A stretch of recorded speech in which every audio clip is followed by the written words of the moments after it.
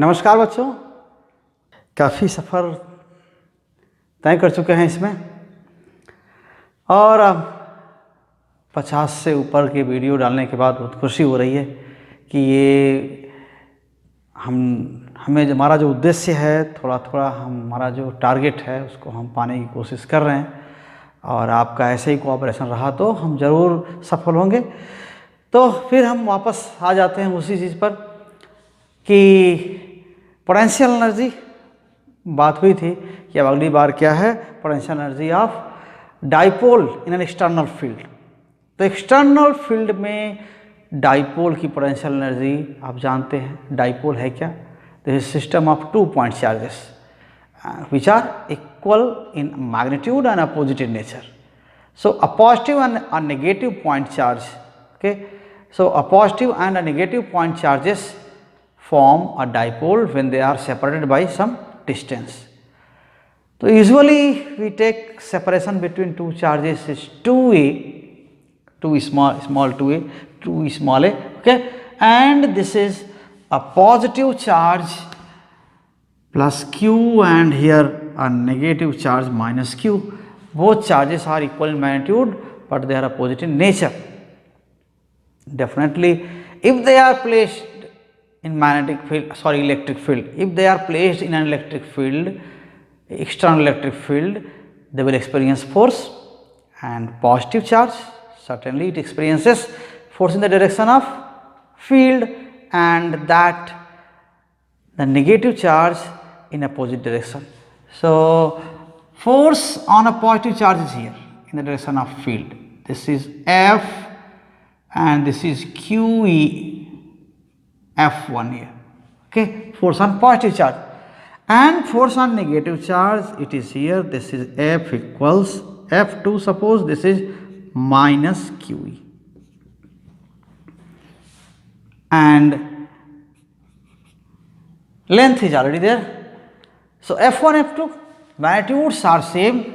So magnitude of F1 is equal to magnitude of F2 and this is equal to Q into magnitude of E. Okay. तो F equals QE आप बहुत पहले से जानते हैं। अगर फील्ड यूनिफॉर्म है तो जनरली हम यूनिफॉर्म फील्ड का ही कंसिडरेशन लेते हैं। हमें क्या फाइंड आउट करना है? Potential energy of dipole. और फिर जान लीजिए पोटेंशियल एनर्जी किसी सिस्टम में कहाँ से आती है?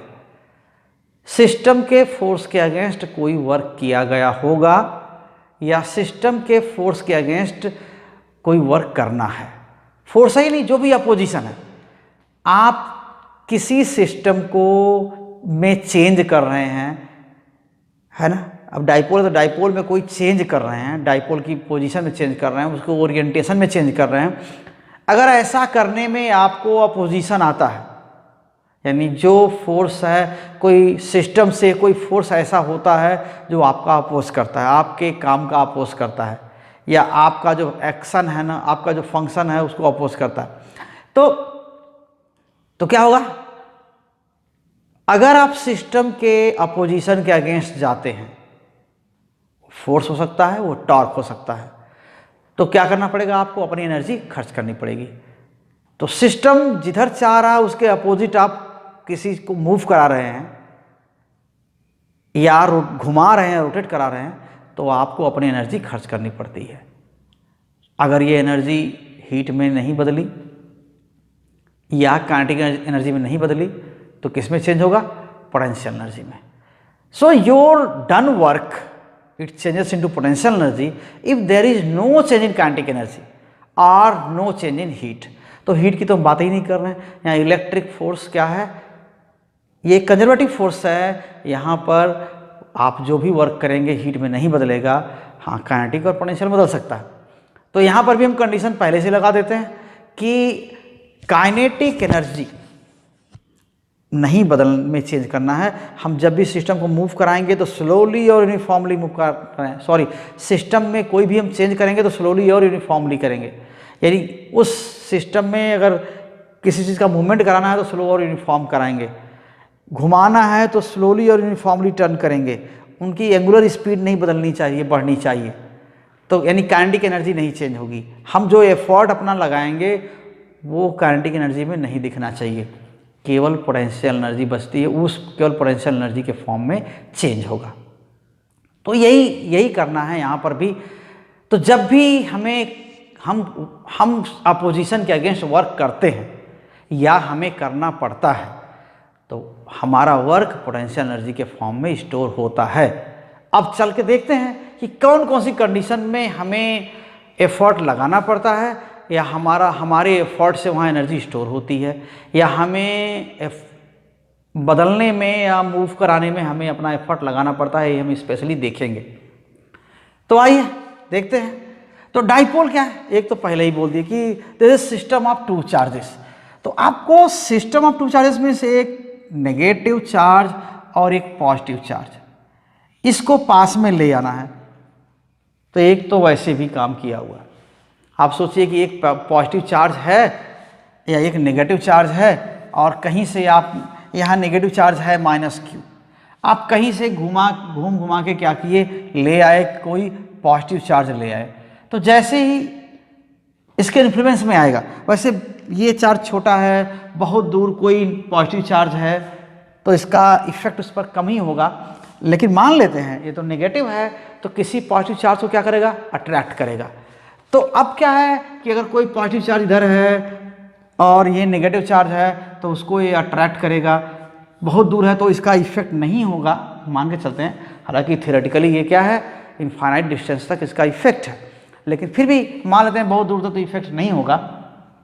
और ये चार्ज अगर यहाँ पर इधर ले आ दें थोड़ा सा पास में, तो इसका इफेक्ट दोनों का आपस में इफेक्ट होने लगेगा, यानी पॉजिटिव निगेटिव के बीच अट्रैक्शन इफेक्टिव हो जाएगा।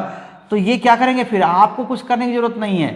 क्या होगा, ये अपने आप पॉजिटिव यहाँ है ना, तो अपने आप ये निगेटिव यहाँ है। अगर दोनों फ्री हैं तो दोनों ऐसे आने लगेंगे, और आने ही नहीं लगेंगे, इनकी स्पीड बढ़ेगी क्योंकि फोर्स लग रहा होगा ना। अगर आप नहीं कुछ कर रहे हैं, बस ला के यहाँ छोड़ दिए हैं इनके इन्फ्लुएंस के रेंज में, तो इन्फ्लुएंस का रेंज में आ गए हैं तो ये इधर आएगा, इधर आएगा। अगर ये अट्रैक्शन के बीच देखिए, ये इधर अट्रैक्ट करेगा, इधर अट्रैक्ट करेगा, तो दोनों आने लगेंगे। और फोर्स लग रहा है, कोई और फोर्स नहीं है, तो यही फोर्स इस पर नेट फोर्स है, ये वाला फोर्स इस पर नेट फोर्स है। दोनों की स्पीड बढ़ेगी, काइनेटिक एनर्जी बढ़ेगी। आप सोचिए पहले क्या था, ये दूर दूर थे चार्जेस, आपस में कोई इन्फ्लुएंस नहीं था, ये रुका हुआ था चुपचाप, ये चुपचाप ऐसे रुका हुआ था। तो जब दोनों रुके हुए थे, काइनेटिक एनर्जी क्या थी दोनों की, 0। और इस पर भी किसी दूसरे का इन्फ्लुएंस नहीं था, इस पर भी किसी दूसरे का इन्फ्लुएंस नहीं था, तो क्या हुआ, पोटेंशियल एनर्जी भी क्या थी, 0। जान लीजिए पोटेंशियल एनर्जी तभी सिस्टम में होती है जब एक दूसरे के इन्फ्लुएंस में बॉडीज होती हैं, तभी पोटेंशियल एनर्जी होती है। चाहे वो रिपल्सन हो रहा हो, चाहे अट्रैक्शन का इन्फ्लुएंस हो, दोनों में कुछ ना कुछ होना चाहिए। जब तक कोई अट्रैक्शन या रिपल्सन नहीं है तब तक इनके पोटेंशियल एनर्जी 0 होती है। तो बहुत दूर दूर है तो कोई इन्फ्लुएंस नहीं है, तो क्या पोटेंशियल एनर्जी 0 है, और रुके हुए हैं तो काइनेटिक एनर्जी भी 0 है। तो टोटल एनर्जी क्या हो जाएगी, टोटल एनर्जी भी क्या होगी, 0। अब क्या हुआ, अब बस स्लोली मान के कि काइनेटिक एनर्जी नहीं ही है, 0 ही है, बहुत स्लो ले आकर के धीरे धीरे क्या किए, इसको यहाँ पर छोड़ दिए, यहाँ पर, ठीक। और क्या हुआ, अब इतना हम पास ला दिए हैं, और ऐसा नहीं कि वो तेज ले आए कि काइनेटिक एनर्जी बहुत ज़्यादा काउंट की जाए, इतना कम काइनेटिक एनर्जी को उसको काउंट नहीं कर रहे हैं, ला के स्लोली यहाँ पर ला के छोड़ दिए। अब क्या हुआ, तो काइनेटिक एनर्जी इतनी है कि नेग्लिजिबल मान लेंगे, अब भी मान लेंगे टोटल एनर्जी 0 है, E = 0, sorry energy, total energy, E total = 0। और काइनेटिक एनर्जी वहाँ पर है तो नियरली इक्वल टू 0। बहुत दूर है तो पोटेंशियल एनर्जी क्या है, वो भी क्या है, 0। ये हम मान के चल रहे हैं। अब थोड़ा सा इन्फ्लुएंस में लाके छोड़ दिए और ये क्या करने लगे, आपस में अट्रैक्ट करने लगे, और क्या होगा, इनकी स्पीड बढ़ने लगी, अब वो तेज होने लगेंगे। तो रिजल्ट क्या होगा, काइनेटिक एनर्जी बढ़ेगी। तो अंडर द अट्रैक्शन क्या हो जाएगा, under attraction when point charges are free, point charges are free to move, क्या हो जाएगा? काइनेटिक एनर्जी विल इंक्रीज, है ना? तो काइनेटिक एनर्जी बढ़ेगी और क्या होगा? तो काइनेटिक एनर्जी तो हमेशा पॉजिटिव होती है। काइनेटिक एनर्जी क्या है? ऑलवेज पॉजिटिव, ठीक है, ऑलवेज पॉजिटिव। तो आप सोचिए, टोटल एनर्जी जीरो था, काइनेटिक एनर्जी बढ़ रही है, पॉजिटिव है, तो क्या हो रहा होगा? फिर भी according to law of conservation of energy total energy अब भी जीरो रहेगी। तो अगर काइनेटिक एनर्जी पॉजिटिव होती है तो क्या होगा? पॉजिटिव मतलब नॉन जीरो पॉजिटिव वैल्यू है, तो क्या होगा? पोटेंशियल एनर्जी नेगेटिव में होगी ताकि टोटल एनर्जी अब भी जीरो रहे। तो यही होता है। अब सोचिए कि ये इन्फ्लुएंस में लाके छोड़ दिया पॉजिटिव को, यहाँ पर ये आने लगे, काइनेटिक एनर्जी बढ़ेगी, दोनों की बढ़ेगी, और पॉजिटिव होगी काइनेटिक एनर्जी, तो इनकी पोटेंशियल एनर्जी क्या हो जाएगी? नेगेटिव और नेगेटिव में जाएगी। तो पोटेंशियल एनर्जी नेगेटिव होगी, काइनेटिक एनर्जी बढ़ेगी। ऐसा अगर हो कि ये, अब पोटेंशियल एनर्जी तो क्या होती है? पोजीशन पर डिपेंड करती है, आपस में कितना सेपरेशन है, कितना फोर्स है, उस पर डिपेंड करती है। काइनेटिक एनर्जी बढ़े चाहे ना बढ़े, अगर ऐसा हो, ऐसा पॉसिबल हो कि चार्ज यहाँ पर लाए, इन दोनों का इन्फ्लुएंस होने लगा, आपस में थोड़ा फोर्स लगने लगा, ये चार्ज चाह रहा है कि ये फिक्स है, चिपका दे, ये चार्ज उधर जा रहा है इसके अट्रैक्शन में, काइनेटिक एनर्जी बढ़ेगी, पहले बोल दिया। अगर कहीं ऐसा हो कि ठीक है इसको हम जाने दें लेकिन काइनेटिक एनर्जी बढ़ने ना दें, तो क्या करना पड़ेगा? हमें फोर्स लगाए रखना पड़ेगा। जितना नेगेटिव का फोर्स यहाँ पॉजिटिव पर लग रहा है इधर की ओर, उतना ये चलना शुरू कर दिया है, हल्का हल्का धीरे धीरे चल रहा है, बहुत धीरे धीरे चल रहा है, और फोर्स इस पर इसका लग रहा है, तो क्या होगा? स्पीड बढ़ेगी। अगर फ्री रहा तो बढ़ेगी स्पीड। ऐसा हम कर दें कि चलने तो दें इसको लेकिन स्पीड न बढ़ने दें, तो स्लोली ऐसे जाता रहेगा। क्यों स्पीड नहीं बढ़ रही है? कि इलेक्ट्रिक फोर्स उधर जो लग रहा था ना, उसके अपोजिट हमने अपना फोर्स लगा दिया, और ये पास जाएगा तो इलेक्ट्रिक फोर्स बढ़ेगा भी, तो हम भी अपना फोर्स क्या होंगे? थोड़ा सा बढ़ाते जाएंगे, ताकि ये अब भी यूनिफॉर्म मोशन में स्लोली चलता रहे, स्पीड ना बढ़ पाए, मतलब काइनेटिक एनर्जी ना बढ़ पाए। तो हमारा फोर्स इधर है, जो मेरा फोर्स होगा वो इधर होगा, और मूवमेंट किधर हो रहा है? इधर हो रहा है। समझ रहे हैं? सो certainly try to get this point.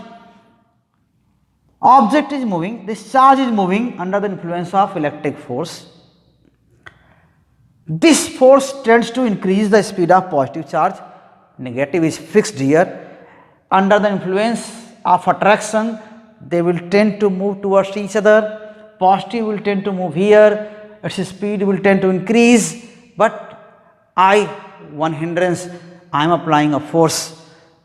So let us balance this force so that this positive charge can move uniformly and slowly only. So what we have to do? हमें क्या करना पड़ेगा? हमें यही करना पड़ेगा कि जितना ये फोर्स लग रहा है इलेक्ट्रिक फोर्स, उतना ही हम क्या करें? इतना ही हम इधर, उतना ही फोर्स इधर लगाए रखें कि ये चल रहा है तो चलता रहे, इसकी मोशन स्लो एंड कॉन्टिन्यू रहे, लेकिन स्पीड बढ़ ना पाए, मीन्स काइनेटिक एनर्जी ना बढ़ पाए। तो क्या होगा? पोटेंशियल एनर्जी कम नहीं होगी, नेगेटिव में नहीं जाएगी, तब भी जाएगी, क्योंकि पोटेंशियल एनर्जी क्या है? पोजीशन का फंक्शन है। So potential energy will decrease, still it will decrease. तो जो एनर्जी कम हो रही है वो कहाँ, किसकी एनर्जी कहीं ट्रांसफर कहाँ हो रही है? वो मेरा फोर्स इधर है लेकिन डिस्प्लेसमेंट उधर हो रहा है। मेरे लिए फोर्स क्या है? मेरे लिए वर्क क्या है? नेगेटिव। मेरे फोर्स के अपोजिट डिस्प्लेसमेंट हो रहा है, तो एनर्जी मुझे मिल रही है।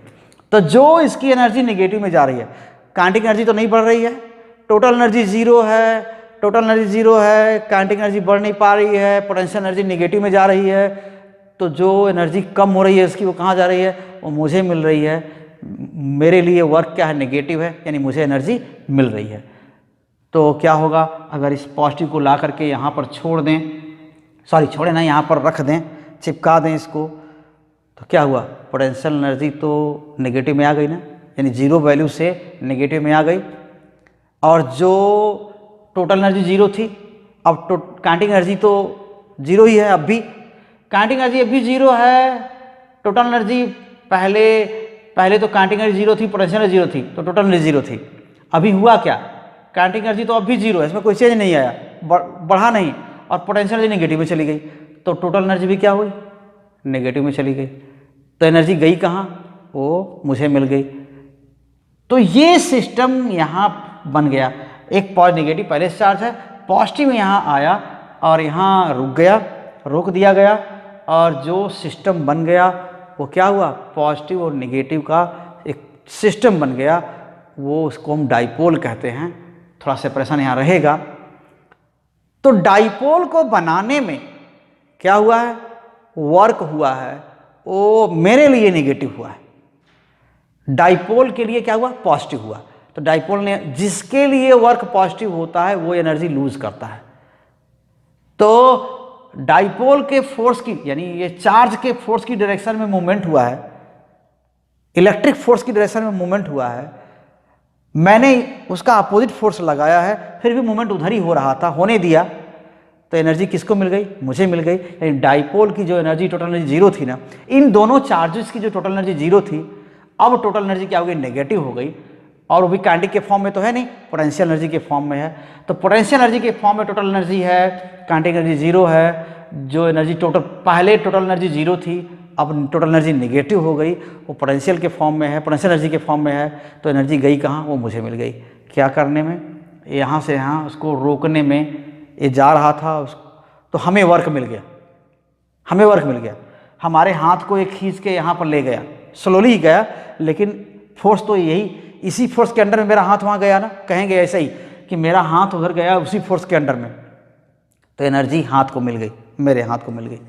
तो इस तरह डाइपोल बनने में एनर्जी खर्च हुई। अब वो एनर्जी कितनी है, ये चार्ज यहाँ आया तो कितनी एनर्जी है, ये आप पढ़ चुके हैं, वो एनर्जी कितनी है। ठीक, तो आइए देखते हैं। तो already energy stored in the dipole in forming it, okay, so energy stored in forming a dipole, forming a dipole. तो स्टोर क्या हुई और खर्च हो गई, ये नहीं कहेंगे, ये स्टोर कहाँ हुई और खर्च हो गई है, तो उसको भी नेगेटिव में स्टोर होना कहेंगे, है ना, नेगेटिव में स्टोर। तो एनर्जी नेगेटिव में स्टोर हुई, कैसे स्टोर हुई, एक चार्ज यहाँ नेगेटिव, एक यहाँ नेगेटिव चार्ज, और यहाँ एक पॉजिटिव चार्ज आया, ले आए वहाँ से। ऐसा करने में कैसे आने दिया, वैसे फ्रीली आता तो जो फ्रीली आता तो जो काइनेटिक एनर्जी बढ़ती ना, उतना ही पोटेंशियल एनर्जी कम होती, निगेटिव हो जाती, या जितना निगेटिव हुई है उतना काइनेटिक एनर्जी बढ़ जाती, यही कहते हैं। तो लाने में तो पोटेंशियल एनर्जी नेगेटिव तो गई ही गई है, लेकिन काइनेटिक एनर्जी नहीं बढ़ने दिया तो एनर्जी मुझे मिल गई, और ऐसा हो गया तो काइनेटिक एनर्जी तो नहीं है, पोटेंशियल एनर्जी नेगेटिव में है, तो टोटल एनर्जी भी क्या है, नेगेटिव में है। सो इसी लिख रहे हैं कि energy stored in forming a dipole, okay, using 2 point charges, okay, with separation 2a between them, ये हो गया। तो कितना हो जाएगा, एनर्जी स्टोर हो जाएगा, ये बस ये U1 कह दें, मान लीजिए, तो ये कितना हो जाएगा, 1/4πε0, एक चार्ज पॉजिटिव एक नेगेटिव है, समझ रहे ना, तो Q इंटू माइनस Q/2a, ये ना होता है Q1 Q2/R, separation between them, ऐसा लिखते हैं। तो अब पहले से जानते हैं, एक चार्ज यहाँ है और एक चार्ज यहाँ आ गया Q, तो पोटेंशियल एनर्जी कितनी हो गई इस सिस्टम की, वही हो जाता है 1/4πε0 Q/R, RS सेपरेशन है, ठीक है। तो वही करें, तो डाइपोल को बनाने में इतनी एनर्जी इतनी एनर्जी स्टोर हुई, नेगेटिव में स्टोर, यानी खर्च हो गई उल्टा, इसको कह सकते हैं, या -1/4πε0 Q² ये हो गया U1। अब देखिए ये तो इसके साथ है, डाइपोल ऐसा बना रहेगा तो ये एनर्जी उसके साथ बनी रहेगी, ये इतनी एनर्जी, वो हमेशा डाइपोल वैसा रहेगा तो उसके साथ वैसी एनर्जी होगी, चाहे डाइपोल ऐसे रहे ऐसे रहे ऐसे रहे, कैसे ओरिएंटेशन कैसा रहे। अब ये बाहर है फील्ड से। अब क्या हुआ कि अगर डाइपोल को आप फील्ड में रख देंगे तब तो एक चीज होगा कि इस पर टॉर्क लगेगा। ये डाइपोल फील्ड से बाहर है तो इतनी एनर्जी है, अगर ये डाइपोल फील्ड में आ गया तो क्या हो गया, कह रहे थे ना फील्ड में हर पॉइंट पर पोटेंशियल है, ये चार्ज किसी पोटेंशियल पर आएगा, ये चार्ज किसी पोटेंशियल पर आएगा, तो दोनों में और भी एनर्जी स्टोर हो सकती है। और ये एनर्जी क्या होगी, अगर तो ये लिखते हैं पहले कि अगर डाइपोल मान लेते हैं ले आते हैं फील्ड में तो कुछ एडिशनल एनर्जी भी स्टोर हो सकती है। If dipole is brought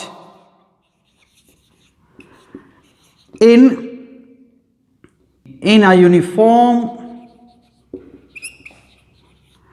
electric field,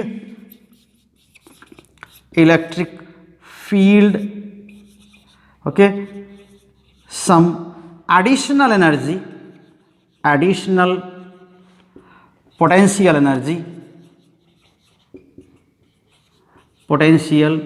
energy may get stored, okay, because each point in the electric field possesses some potential, okay, कि किसी चार्ज को किसी पोटेंशियल वाले पॉइंट पर ले आएंगे तो वहां एनर्जी स्टोर हो जाएगी उसकी, कितनी एनर्जी, Q इंटू वी, यही ना हुआ, Q इंटू वी पढ़ के आए हम लोग, गेट स्टोर्ड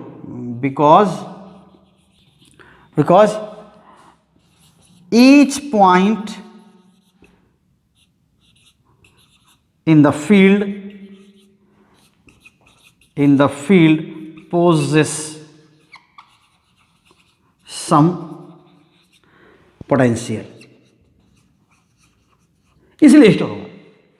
तो हमें वर्क करना पड़ेगा, अगर किसी पोटेंशियल पर ले आएंगे चार्ज को तो वर्क करना पड़ेगा।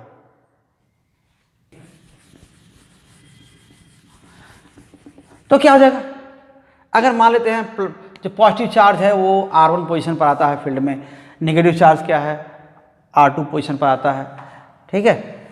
If positive charge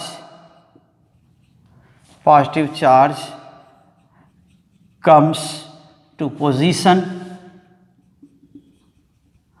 R1 where potential is V1, where potential is VR1, okay, then additional potential energy stored कितनी हो जाएगी, potential energy stored is how much, equals QVR1, ऐसा हो जाएगा।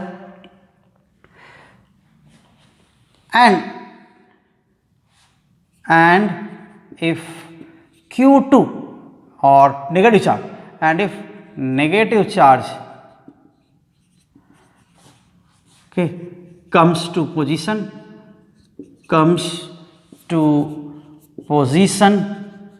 what, comes to position R2, then क्या हो जाएगा ये, then additional energy stored, then stored additional energy,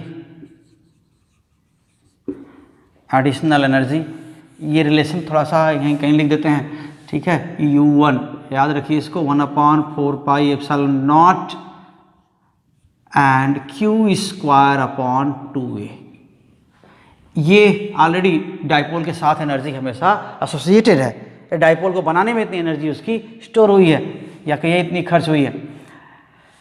then additional energy stored how much equals Q V R two, और ये क्या है, ये नेगेटिव चार्ज है। तो एनर्जी और पोटेंशियल सब क्या लिखते हैं, हम साइन के साथ लिखते हैं। ठीक, अब क्या हुआ देखिए, तो टोटल एनर्जी अब कितनी हो गई, then total potential energy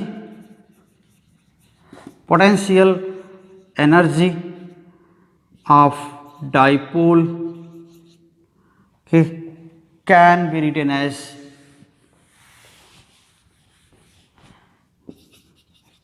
be written as U equals क्या लिखेंगे, Q VR1 minus Q VR2, ऐसा हो गया। और ये भी एनर्जी है इतनी, minus Q square upon 4πε0 into 2a। इस रिलेशन को हम ऐसे फिर यूज करेंगे, इसको हम मान लेते हैं 1 या 2 कर लीजिए, ठीक है ना। यहाँ पर 1 है, ये जो रिलेशन था 1 और यहाँ पर ये क्या था 2, तो इतनी एनर्जी हो गई। अब देखिए क्या है, अब जरा हम कुछ दूसरे तरीके से उसी एनर्जी को देखते हैं। हमें कहा ना कि एनर्जी स्टोर होना, घटना या बढ़ना, पोटेंशियल एनर्जी डिपेंड करता है कि आपने एफर्ट कैसे लगाया है। एफर्ट लगाया है अगर आपने पोजीशन बदलने में, ओरिएंटेशन बदलने में, यानी टर्न करने में, तो क्या होगा, पोटेंशियल एनर्जी कम होगी, बढ़ेगी, ऐसा होगा। तो ऐसा करने के लिए हम क्या करते हैं, आइए फिर देखते हैं। ऐसे ही डायपोल रखा हुआ है इस पोजीशन पर, ये R1 पोजीशन है, ये R2 पोजीशन है ना। ये मान लेते हैं ये R1 पोजीशन है, यहाँ पर क्या है, ये R2 पोजीशन है, ऐसे रखा हुआ था। Okay, energy can be stored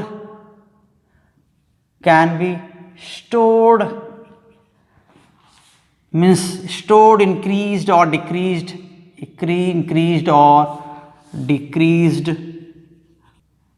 due to change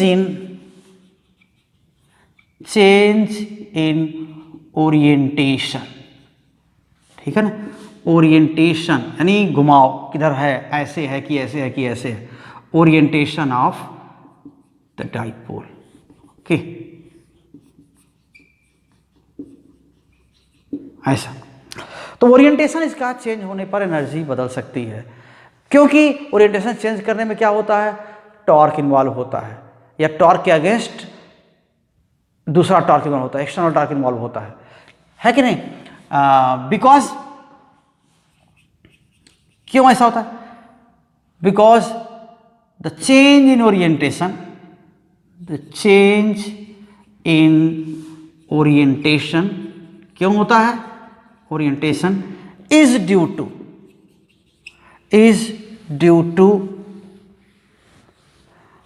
change in orientation takes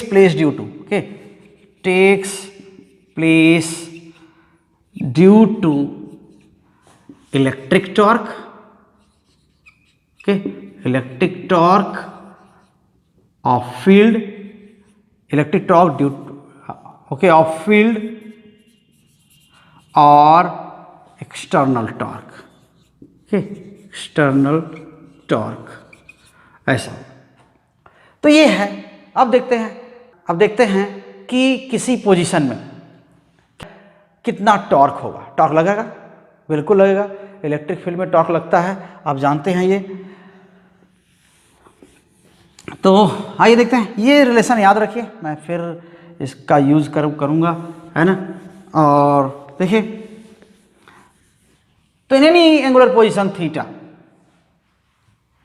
torque कितना लगेगा, the electric torque on the dipole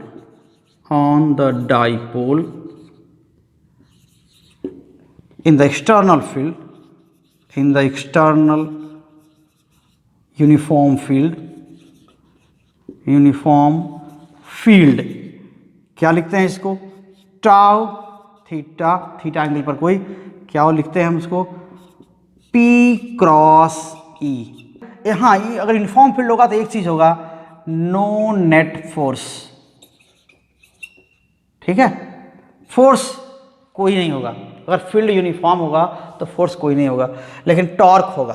तो मैग्नीट्यूड ऑफ टॉर्क क्या है, P E sine theta. Theta किसके बीच एंगल है, थीटा किसके बीच है, डाइपोल के एक्सिस और फील्ड के बीच का एंगल है। तो डाइपोल के एक्सिस के अलॉन्ग क्या होता है, डाइपोल मोमेंट होता है। तो theta is angle between P, यानी क्या हो जाएगा, dipole axis and the field and the direction of field, okay, and the direction of field। तो अगर इतना टॉर्क इस एंगल पर है, अब देख रहे हैं ये क्या होगा, ये टॉर्क क्या करना चाहता है, इसको इधर ऐसे ले जाना चाहता है। तो इस टॉर्क के अगेंस्ट अगर ऐसे ले जाता है, अगर हम इसको ऐसे घुमाएं तो टॉर्क इसको क्लॉकवाइज घुमाने की कोशिश कर रहा है, यहां पर जो फिगर में है। अगर हम इसको एंटी क्लॉकवाइज घुमाएं तो यूनिफॉर्मली और स्लोली, तो यूनिफॉर्मली और स्लोली अगर एंटी क्लॉकवाइज घुमाएं तो क्या होगा, इसमें एनर्जी स्टोर होगी, है ना, स्लोली, और उसको बोलेंगे पोटेंशियल एनर्जी स्टोर हो रही है डाइपोल में। इसके अलावा ये जो एनर्जी इतनी पहले से स्टोर है, उसके अलावा अब हम ये इक्वेशन जो बाद में लिखे थे उसे छोड़ रहे हैं, ये एनर्जी पहले से स्टोर है डाइपोल, चाहे डाइपोल ऐसे रहे, चाहे ऐसे रहे, चाहे ऐसे रहे, चाहे ऐसे रहे, ये तो पहले से ही है। ये जो सेपरेशन के बीच फिक्स है उसकी वजह से इतना है। अगर ये हम ऐसे लेके जाते हैं उल्टा इसके, तो हमें एनर्जी खर्च करनी पड़ेगी, तो इसकी पोटेंशियल एनर्जी क्या होगी, बढ़ेगी। या इसको हम ऐसे जाने देते हैं, ऐसे ये तो घुमाना चाह रहा है क्लॉकवाइज ना, तो हम क्लॉकवाइज जाने देते हैं। तो अगर जाने देंगे तो क्या होगा, एंगुलर वेलोसिटी बढ़ेगी। भाई कोई भी चीज़ अगर ऐसे घूमना चाह रही है और छोड़ देंगे, स्प्रिंग जैसा छोड़ देंगे उसको, तो क्या होगा, वो स्पीड बढ़ जाएगी, उसकी एंगुलर स्पीड ऐसे बढ़ जाएगी। लेकिन ऐसा भी हो सकता है कि ये जाने तो दे रहे हैं, इसको जाने दे रहे हैं, लेकिन क्या है, हाथ से पकड़े हुए हैं, बस स्लोली और यूनिफॉर्मली जाने दे रहे हैं ऐसे, इसकी एंगुलर स्पीड बढ़ने नहीं दे रहे हैं, यानी इसकी रोटेशनल काइनेटिक एनर्जी बढ़ने नहीं दे रहे हैं, बस यूनिफॉर्मली रोटेट करने दे रहे हैं। जब यूनिफॉर्मली रोटेट कर रहा है और पोटेंशियल एनर्जी काइनेटिक एनर्जी नहीं बढ़ने दे रहे हैं, तो क्या होगा, इसके टॉर्क के डायरेक्शन में जाने दे रहे हैं, तो क्या होगा, ये अपनी एनर्जी लूज करेगा। और मेरे हाथ को घुमा कौन रहा है, यही घुमा रहा है ना, ये फील्ड ही घुमा रहा है ना, फील्ड और डाइपोल यही मिलके मेरे हाथ को घुमा रहे हैं ना, तो एनर्जी मुझे मिलेगी। मेरा टॉर्क, मैं रोक रहा हूं इधर, इसको जाने से, फ्रीली जाने से मैं रोक रहा हूं, मेरा हाथ इसको फ्रीली रोटेट करने से रोक रहा है, तो कहेंगे ना कि मेरे हाथ को यही घुमा रहा है, मैं भी लगाया हूं टॉर्क, तभी तो ये यूनिफॉर्मली जा रहा है, नहीं तो फ्रीली नहीं जाता। तो हम यूनिफॉर्मली जाने दे रहे हैं, यानी हमने भी टॉर्क लगा रखा है, इलेक्ट्रिक टॉर्क के इक्वल हमने भी टॉर्क लगा रखा है, तो ये यूनिफॉर्मली जा रहा है। तो पोटेंशियल एनर्जी, पोजीशन बदल गई तो पोटेंशियल एनर्जी भी इसकी क्या होगी, बदल गई। इसके खुद के टॉर्क के अंडर में जाने दिया, तो इसी के फोर्स के अंडर में, इसी के टॉर्क के अंडर में जाने दिया, तो क्या हो जाएगा, इसकी एनर्जी कम होगी। अब इसकी पोटेंशियल एनर्जी कम होगी, वो पोजीशन की वजह से जो एनर्जी होती है वो पोटेंशियल एनर्जी होती है। तो पोजीशन बदल गई, और जैसा ये जाना चाह रहा है वैसा ही जाने दिया, तो पोटेंशियल एनर्जी क्या हो गई, कम हो जाएगी। एंगुलर पोजीशन θ1 से θ2, एक्सटर्नल टॉर्क लगा के टर्न किया यूनिफॉर्मली और स्लोली, तो क्या होगा, इफ, अब हम मान लेते हैं कि हम ही बाहर से टॉर्क लगा के इसको ऐसे स्लोली टर्न कर रहे हैं। If dipole is turned dipole is turned against the electric torque, okay, by applying external torque,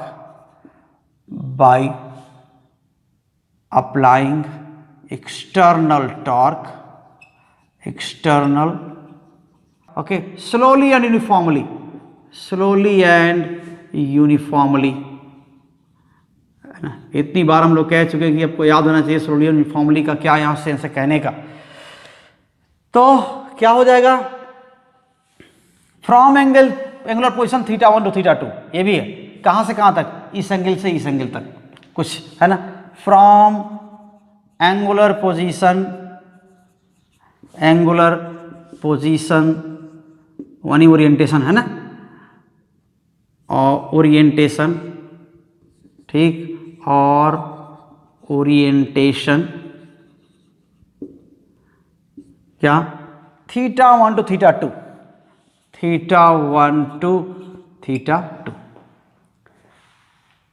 ठीक। थीटा पोजीशन में टॉर्क लग रहा है, θ1 से θ2 ले जा रहे हैं, और एंगल बदलेगा तो टॉर्क भी बदलेगा।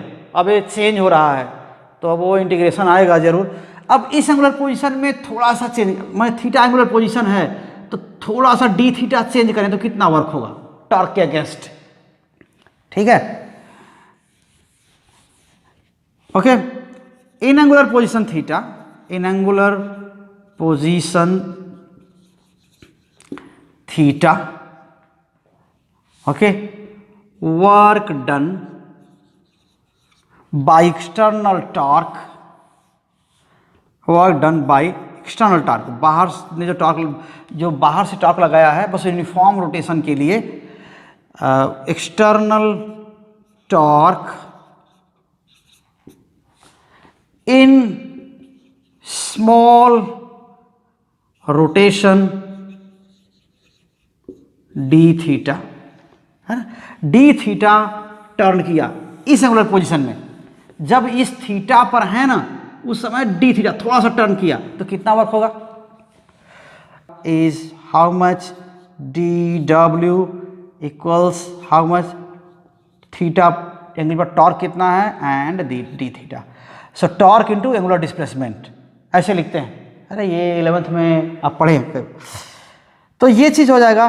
और change in potential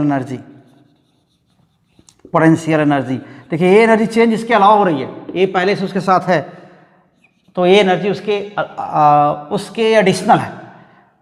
change potential energy D you equals D W. अब देखिए क्या हो जाएगा, तो D you equals tau theta D theta, बस टाउ भी लिख सकते हैं, टाउ थीटा लिखने की जरूरत नहीं है, इतना होगा। तो टोटल वर्क या total energy stored in turning from θ1 to θ2, then total energy stored, then total energy stored in turning from θ1 to θ2 कितना हो जाएगा, देखिए u, या इसको आप डेल्टा u लिख सकते हैं, क्या होगा θ1 to θ2 and tau d theta, ठीक है। या आप टाउ थीटा हम लिख रहे हैं तो लिखते जाइए डी थीटा, इतना होगा। तो डी थीटा ऐसे, यहाँ पर डी थीटा टर्न करने में डी डब्ल्यू वर्क हुआ, यहाँ पर गए तो डी थीटा टर्न करने में डी डब्ल्यू वर्क हुआ, यहाँ गए तो डी थीटा टर्न करने में डी डब्ल्यू वर्क हुआ, ऐसे डी थीटा में डी डब्ल्यू वर्क हुआ। एंगुलर पोजीशन θ1 से θ2 जाने में कुल कितना वर्क हुआ, वही पोटेंशियल एनर्जी में चेंज हुआ होगा, है ना। तो ये पोटेंशियल एनर्जी में चेंज इतना हुआ, θ1 से θ2 सारा इंटीग्रेट कर दिया। अब ये कितना है, θ1 to θ2, देखिए क्या है, ये P साइन थीटा था ना, PE sine theta, P cross E लिखा था ना, थीटा और डी थीटा, तो जैसे टाउ थीटा लिखा था हम लोगों ने, ये P क्रॉस E यहाँ लिखा हुआ था P क्रॉस E, तो मैग्नीट्यूड क्या हो जाएगा इसका, PE साइन थीटा, ये ऐसा हो गया। तो डाइपोल का डाइपोल मोमेंट क्या है भाई, किस पर डिपेंड करता है, चार्ज की वैल्यू पर और सेपरेशन पर। तो एंगल कुछ भी रहे वो तो वही रहेगा, सेपरेशन वही रहेगा, चार्ज की वैल्यू वही रहेगी, तो वो तो नहीं चेंज होने वाला है।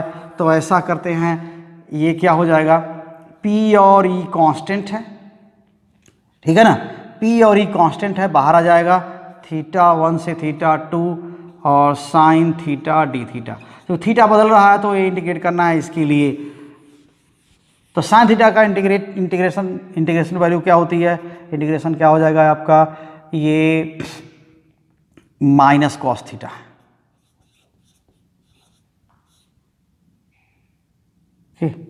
सो माइनस कॉस थीटा, और ये क्या हो जाएगा थीटा 1 टू थीटा 2।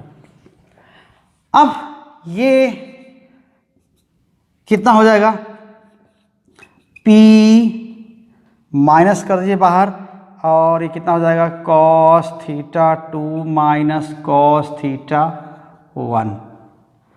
पहले पोजीशन क्या थी, बाद में पोजीशन क्या, तो ये वैल्यू, तो यही वर्क हुआ डेल्टा W, या यही पोटेंशियल एनर्जी स्टोर हुई, और ये क्या है minus P cos theta 2 minus cos theta 1, ऐसा हो गया, ठीक, ये हो गया। अब देखिए हमको ये देखना है कितनी एनर्जी स्टोर हुई। तो ये एनर्जी ये जो रिलेशन आया है ये क्या है, ये पोटेंशियल एनर्जी में चेंज का रिलेशन है।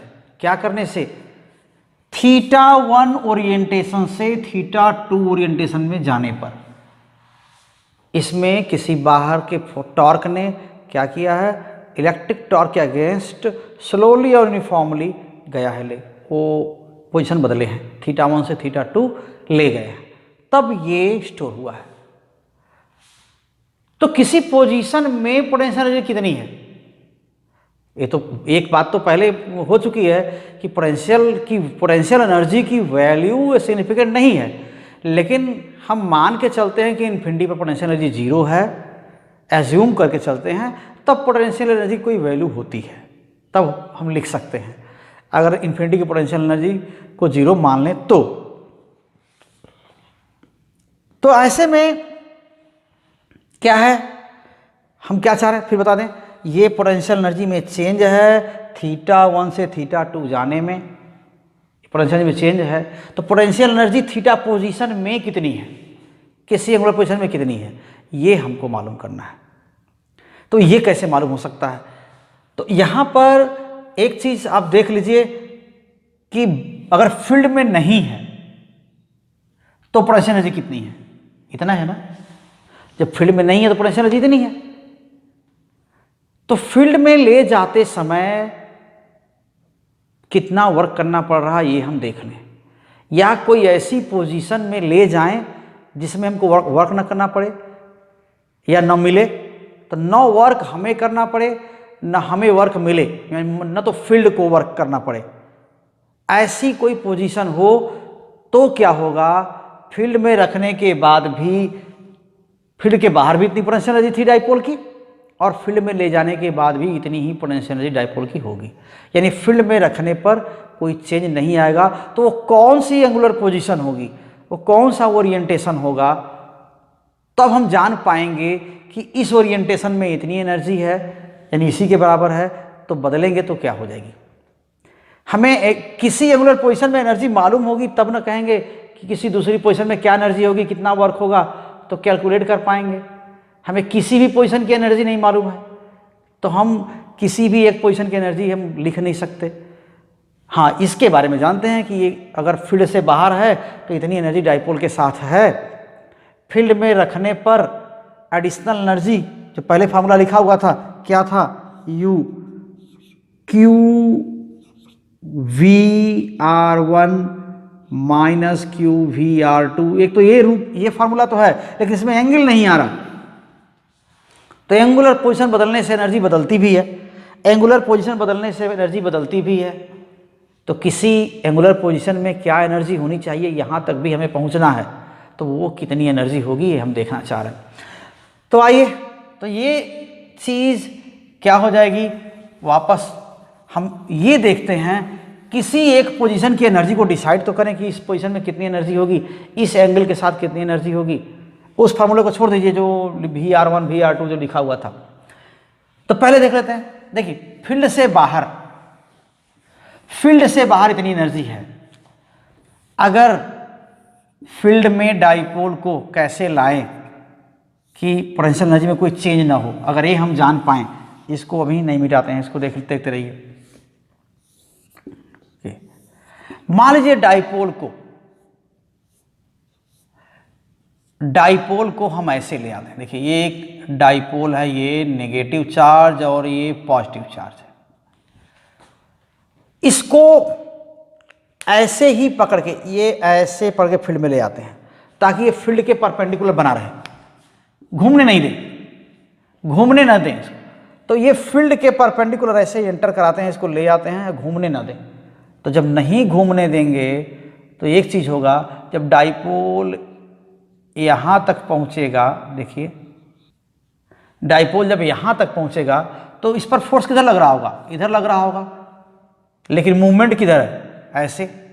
तो डाइपोल जब फोर्स इधर लग रहा है और डाइपोल मूव कर ऐसे मूव कर रहा है, तो क्या कहेंगे, जिधर मूव करा रहे हैं उधर कोई फोर्स नहीं ना है, कोई अपोज नहीं कर रहा है ना, इसलिए मूव कराने वाले को एनर्जी खर्च नहीं करनी है। इसका मतलब डाइपोल की एनर्जी भी नहीं चेंज होगी, बाहर जितनी थी उतनी रहेगी।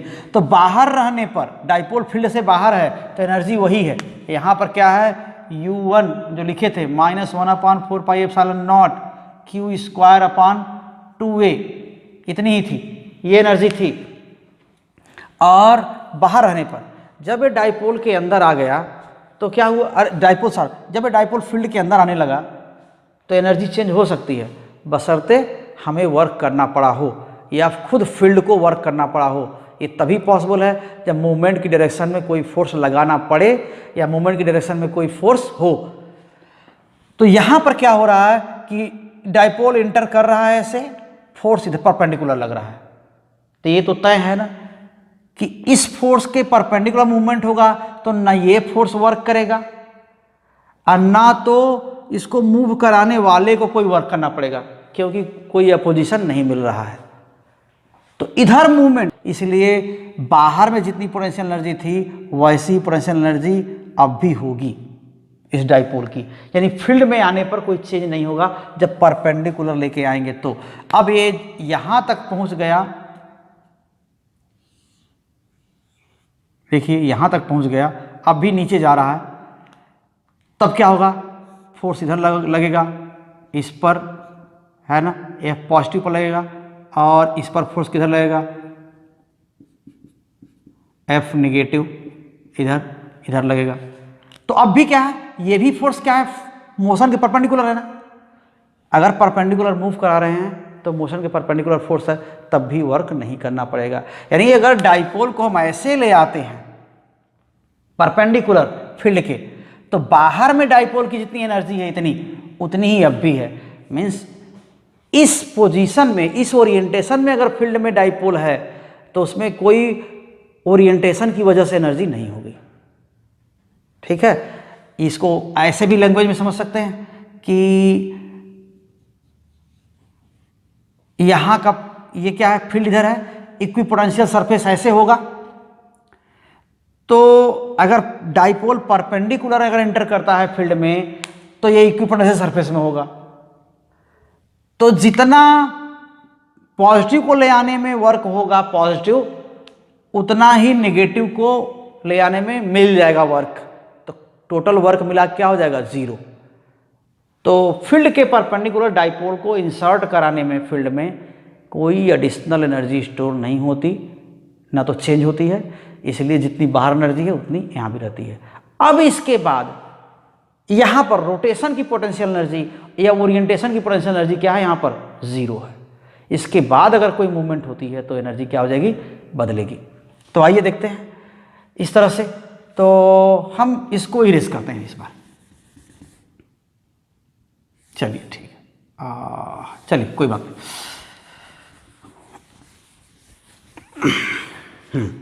तो देखिए क्या हो जाएगा,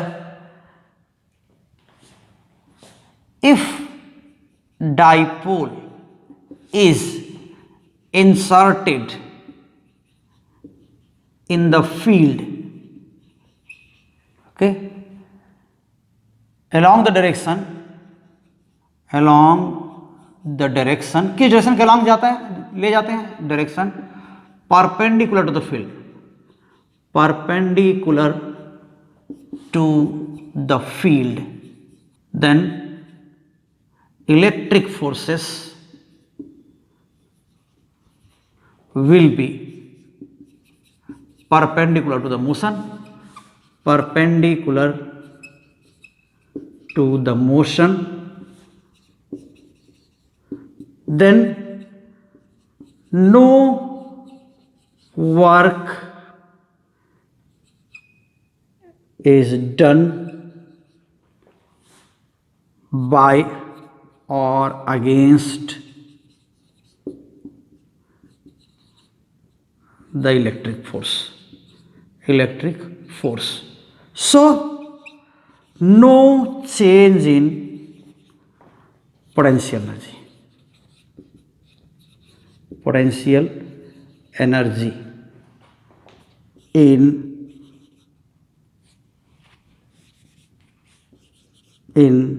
inserting the dipole, ठीक है, in the field,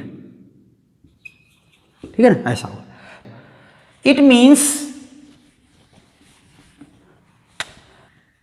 it means potential energy due to orientation of dipole, okay, in the field is zero. Potential energy due to orientation of dipole in the field is zero when dipole is perpendicular to the field, यानी theta अगर 90 degree है, यानी that is if theta is 90 degree, you हम orientation लिख देते हैं, orientation equals 0. So u orientation is 0 when if theta is 90 degree, then potential energy due to orientation is 0. करें field के परपेंडिकुलर इंसर्ट करेंगे तो पोटेंशियल एनर्जी में कोई चेंज नहीं होगा, जो बाहर था इतनी थी एनर्जी ना, वही एनर्जी अभी रहेगी। तो अभी क्या आप कर सकते हैं, देखिए, तो इससे क्या कर सकते हैं, हम किसी पोजीशन की पोटेंशियल एनर्जी पता कर सकते हैं। With the help of this what can we do, okay, we can find out relation for potential energy in any orientation theta, okay। तो क्या कर सकते हैं, यहाँ पर आ जाते हैं, यही है। तो change in potential energy means what, delta U equals minus P E cos theta 2 minus cos theta 1. So if theta 1 is 90 degree, okay, so क्या कर सकते हैं कि अगर थीटा 1 90 डिग्री है, यानी शुरुआत यहाँ से करते हैं, theta 1 he 90 degree, if theta 1 is 90 degree, u orientation equals 0, okay, and ये 90 u 90 equals 0 and theta 2 equals theta, then क्या लिख सकते हैं आप, u थीटा माइनस u 90 यानी change, then change in potential energy, change in potential energy, potential energy due to work, ठीक है। कितना हो जाएगा, u 90, 90 से थीटा में लेके जा रहे हैं तो कितना हो जाएगा, theta 2 theta, so minus P cos theta minus cos 90 हो जाएगा। तो ये कितना हो जाएगा, ये 0 हो जाएगा, माइनस पी कॉस थीटा। ये जनरल फार्मूला है, क्या है, potential energy due to orientation, means ये 0 है तो u theta minus 0 equals this, this implies that potential energy due to orientation of dipole in the field, in an external field, in an external field, okay, field is how much, so this is u theta, अब ऐसे लिख दीजिए, minus P cos theta और u theta equals p dot E, ऐसा हो गया। ये third formula हो गया। तो कंपेयर करेंगे हम, अभी आपको 1 क्या मिला था, ठीक है, आपको फार्मूला 1 क्या, ये जो मिला था आपको पहला एक्सप्रेशन u1, ये केवल डाइपोल के बनने की वजह से है, q1 q2 को पास लाने की वजह से है, 4 pi epsilon not and 2a, और टोटल एनर्जी ये क्या था, QVR1 माइनस QVR2 और minus q square upon 4 pi epsilon not, sorry 2a यहाँ पे, ठीक है, ये हो जाएगा और 2a, इस तरह ये बना था। ये 1 और ये 2 और 3 आपको मिला u थीटा ओरिएंटेशन की वजह से मिला, माइनस पी ई कॉस थी P dot E, P dot E, ये 3 मिल गया। तो ये तो एनर्जी पहले से जुड़ी हुई थी, ये ओरिएंटेशन की वजह से नहीं है, फील्ड में आने की वजह से ये एनर्जी है। तो हम कंपेयर कर सकते हैं, कंपेयरिंग 2 and 3, इक्वेशंस 2 and 3 क्या हो जाएगा, QVR1 minus QVR2 equals minus P dot E, हो जाएगा ऐसा। ये एक रिलेशन ऐसा हो गया। सोचिए कि ये फील्ड में पोजीशन है चार्जेस की, पॉजिटिव और नेगेटिव चार्जेस की, और तो यही ओरिएंटेशन भी है डाइपोल का, कहाँ पर है, ठीक। तो ये एक्चुअली एनर्जी इसी के बराबर है, ये एनर्जी इसी के इक्वल है ओरिएंटेशन की वजह से, ये तो ऑलरेडी उसके साथ है। तो इस तरह हम लिख सकते हैं। So we can write what, total energy, total potential energy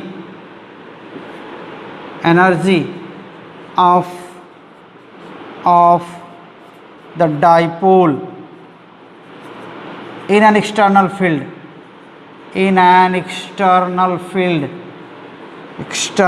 field, what क्या लिखेंगे, u equals minus P cos theta, या पी डॉट ई लिख दीजिए, P dot E minus Q square upon 4 pi epsilon not 2a। ठीक है, ये तो ये हो गया। अब मिनिमम ओरिएंटेशन की एनर्जी मिनिमम कब है, मैक्सिमम कब है, जान रहे हैं कि ये डाइपोल फील्ड में रहना कैसे चाहता है। तो आप देख लीजिए यहाँ पर, इसको 1-2 केसेस क्या हैं, स्टेबल इक्विलिब्रियम नाम लेते हैं, स्टेबल इक्विलिब्रियम। देखिए ये इक्विलिब्रियम क्या है, जब डाइपोल किस ओरिएंटेशन में है तो उसी में रहना चाहता है, थोड़ा डिस्टर्ब कर देंगे तो फिर हिल डुल के वहीं पर आ जाएगा, ये आने की कोशिश करेगा, इसको बोलते हैं स्टेबल इक्विलिब्रियम। तो कौन सी पोजीशन में रहेगा, इक्विलिब्रियम का मतलब क्या, इक्विलिब्रियम का मतलब क्या होता है, tau equals 0, net force equal 0, net torque 0, net force 0। तो ये कब होता है, यूनिफॉर्म फील्ड में होगा तो ये 0 होगा ही होगा, है ना। यूनिफॉर्म फील्ड, अगर ये यूनिफॉर्म फील्ड होगा तो ये 0 होगा ही होगा। टॉर्क 0 कब होता है, कब, ये फील्ड है ना, तो टॉर्क 0 कब होता है, जब डाइपोल ऐसे इस तरह रखा हो, यानी P ऐसे हो। टॉर्क का मतलब क्या है, मैग्नीट्यूड क्या होता है, P साइन थीटा। तो साइन थीटा कब 0 होगा, थीटा या तो ये यहाँ थीटा 0 है, यानी P और E के बीच का एंगल, ये E की डायरेक्शन है, यही P की डायरेक्शन है, नेगेटिव यहाँ पॉजिटिव यहाँ है, तब क्या है, तब भी टॉर्क 0 है, टॉर्क इज 0। और अगर यहाँ पॉजिटिव है ये नेगेटिव है ना, तब P कैसे है, P तो इधर है, नेगेटिव से पॉजिटिव होता है, E उधर है, ऐसे है, तो यहाँ भी टॉर्क 0 होता है। साइन 180 भी 0 होता है, साइन 0 भी 0 होता है। तो यहाँ टॉर्क नहीं है, ठीक है, घुमाने की टेंडेंसी नहीं है। मीन्स अगर ऐसे डाइपोल होगा तो इधर फोर्स लगेगा, इधर फोर्स लगेगा, ये ऐसे घुमाने की कोशिश करेगा। और अगर नेगेटिव चार्ज ऊपर होगा, पॉजिटिव नीचे होगा, तो ये ऐसे ऐसे इसको ऐसे घुमाने की कोशिश करेगा हमेशा। तो ऐसे में जब नेट टॉर्क कब 0 होता है, जब दोनों फोर्सेस के बीच की लाइन में कोई गैप नहीं होता है, यानी इस फोर्स और इस फोर्स, इस फोर्स और इस फोर्स की लाइन जो है ना, ऐसे ऐसे इनमें कोई गैप ना हो। जैसे ये पॉजिटिव और ये नेगेटिव है ना, ये लाइन फोर्स की है, एक फोर्स की लाइन ये है फील्ड में, अगर फील्ड ऐसे है तो इनमें कोई गैप ना हो, ये गैप है, इस फोर्स की लाइन और इस फोर्स की लाइन में गैप यही है। अगर ये लाइन में गैप 0 हो जाएगा तो टॉर्क 0 हो जाएगा। तो वो तो यहाँ भी है, देखिए इस पर फोर्स इधर है और इस पर फोर्स इधर है, तो इनके पीछे लाइन में कोई गैप नहीं है, थीटा क्या है, 0 है। और यहाँ पर क्या है, यहाँ पर फोर्स इधर है, यहाँ पर फोर्स ऐसे है, यहाँ भी तो लाइन में गैप नहीं है, 0 है। और टॉर्क क्या होता है, ये कपल बना रहे हैं ना, कपल बना रहे हैं, तो टॉर्क क्या होता है, फोर्स इंटू आर परपेंडिकुलर, यही टॉर्क होता है ना। तो जहाँ पर टॉर्क 0 हो, फोर्स 0 हो, वो इक्विलिब्रियम में है। तो स्टेबल इक्विलिब्रियम कब है, ये वाला स्टेबल होता है जब P की डायरेक्शन और E की डायरेक्शन के बीच 0 एंगल हो, तो स्टेबल होता है। क्योंकि इसमें अगर थोड़ा डिस्टर्ब कर देंगे ना, इधर से खींच रहे हैं, इधर से खींच रहे हैं, दोनों फोर्स, एक इधर लग रहा है, इधर लग रहा है, खींच रहे हैं, अगर थोड़ा ऐसे डिस्टर्ब कर देंगे तो भी ये खींच रहा है, ऐसे ऐसे होकर यहीं रह जाएगा। लेकिन अनस्टेबल इक्विलिब्रियम में क्या है, इधर ये दोनों ओर से ऐसे प्रेस कर रहे हैं, देखिए नेगेटिव पर इधर फोर्स लगता है, पॉजिटिव उधर फोर्स लगता है, ऐसे हैं, तो ये ऐसे फोर्स लग रहा है इधर ऐसे। तो जब ऐसे फोर्स लगता है और थोड़ा भी डिस्टर्ब होगा तो क्या होगा, ऐसे घूम जाएगा। तो यहाँ इक्विलिब्रियम है जरूर, नेट टॉर्क 0 है, ऐसे है जब बैलेंस्ड एकदम है तो क्या है, नेट टॉर्क 0 है। लेकिन जैसे ही अगर हल्का सा हिल गया तो ऐसे घूम जाएगा। तो ये इक्विलिब्रियम क्या है, अनस्टेबल इक्विलिब्रियम है। तो इसको हम यहाँ पर कहते हैं 180 डिग्री पर है। तो अनस्टेबल इक्विलिब्रियम ऐसा होता है, स्टेबल इक्विलिब्रियम 0 डिग्री वाला होता है। तो वो ये देखिए ये बना हुआ है ऐसे, और टॉर्क 0। चलिए, तो स्टेबल इक्विलिब्रियम क्या होता है, when theta is zero, when theta is zero, torque is zero, force is zero. ठीक है, तो एनर्जी क्या होती है, पोटेंशियल एनर्जी क्या होती है, फिर पोटेंशियल एनर्जी क्या हो जाएगा, you theta is P E cos, minus में ना cos zero means minus P होता है। ठीक, ये मिनिमम पोटेंशियल एनर्जी है। ठीक है ना, तभी स्टेबल होगा जब मिनिमम पोटेंशियल एनर्जी होगी, मिनिमम पोटेंशियल एनर्जी। दूसरी चीज़ क्या है, अनस्टेबल इक्विलिब्रियम, अनस्टेबल इक्विलिब्रियम। ये क्या है, you theta equals minus P cos 180, यानी थीटा क्या हो जाएगा 180, थीटा क्या है 180 की बात हो रही है, ऐसे 180 डिग्री। तब ये क्या हो जाएगा, 180 की वैल्यू -1 होती है cos थीटा, तो ये माइनस पी इंटू -1 यानी प्लस पी। ये क्या होता है, मैक्सिमम पोटेंशियल एनर्जी है।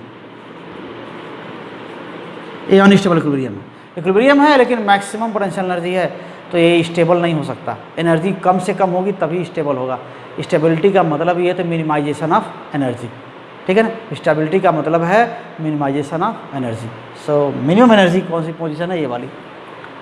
अब स्टेबल से अनस्टेबल इक्विलिब्रियम जाने में कितना वर्क होगा, जितना वर्क होगा वही पोटेंशियल एनर्जी में चेंज होगा।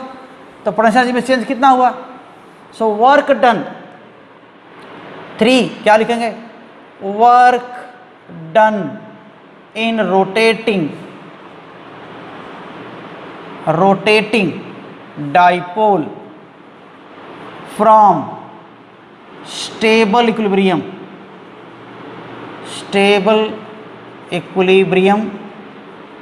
To unstable equilibrium. क्या हो जाएगा, equals change in potential energy, change in potential energy. ये तो कॉमन चीज़ है। तो क्या हो जाएगा, u 180 degree minus u 0 degree. तो ये कितना हो जाएगा, 0 डिग्री पर 1 डिग्री पर कितना पोटेंशियल एनर्जी है, ये देखिए। तो u कितना है, ये PE माइनस PE, तो कितना हो जाएगा 2P। सोचिए कितना वर्क करना पड़ेगा, डाइपोल ऐसे है 0 डिग्री पर P है, ऐसे घुमा के 180 ले जाने पर हमें 2P वर्क करना पड़ेगा। तो ये हुआ, अभी पोटेंशियल एनर्जी में काफ़ी पोटेंशियल है कि नहीं, तो आपके पोटेंशियल को बहुत चेक करेगा अभी। तो फिर भी हिम्मत रखिए, साथ बने रहिए। बहुत बहुत धन्यवाद आपको, और बिल्कुल पूरा वीडियो देखा करिए और शेयर भी किया करिए दूसरों को। चैनल नहीं सब्सक्राइब किए तो कर लीजिए प्लीज़, ये आपको और वीडियो मिलने का रास्ता साफ हो जाएगा। तो बहुत बहुत धन्यवाद बच्चों, आप ठीक से बने रहें, स्वस्थ रहें और पढ़ते रहें। बहुत बहुत धन्यवाद।